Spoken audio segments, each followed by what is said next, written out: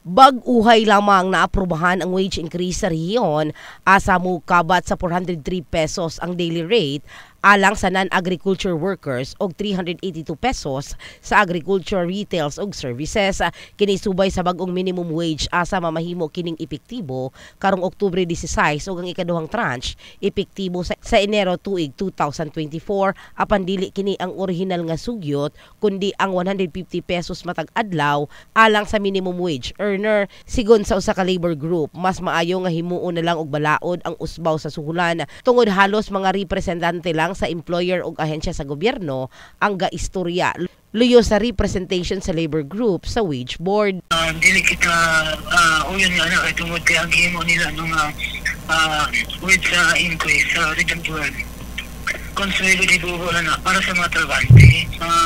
Pero siyempre ang atong demand mo dapat dili magbaba sa 150 pesos dapat ang wage increase para makarecover kasi economic losses nato for the last 2 years na gikan ka sa epekto sa COVID. Sa bahin sa direktor sa Dole 12 nga si Joel Gonzales, ang ngayang balansihon ang ginaduso nga dugang suhulan. Tanawon po nato sa bagyo ng intention bagyo na needs of workers yun na siya or wala ka kitagaan o man ba kaning sakinan nga mahalon kunya paghatag sa imuha nabubre ka na kay wala kay kaya kay dito sa gasolina pa lang bilyon ka basi kung na yung mga perspektibo ana tanawon po siguro nato kung sa bagyo ng intention anong inational man nato. Dugang ni Gonzales, gisiguro nila sa mga mamumuo nga wala gilingkuran sa ahensya ang petisyon sa usbaw sa suhulan og padayon ang pag-assess sa Regional Tripartite Wages and Productivity Board o RTWPB.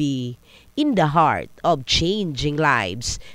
Kini sa Brigada Richard Gubalani, sa Brigada News Jensen. Brigada News!